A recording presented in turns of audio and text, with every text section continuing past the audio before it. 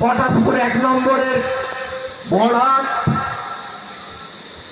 2 নম্বরের মথুরা, সাউথখন্ড, আরওয়াল, খেজুরি 2-এর বারাতলা, ভগবানপুর 1-এর, মোহাম্মদপুর 1-2-এর 5টি ভোট, ভগবানপুর 2-এর অর্জুননগর পুরো, পুরুলিয়া ছাড়া,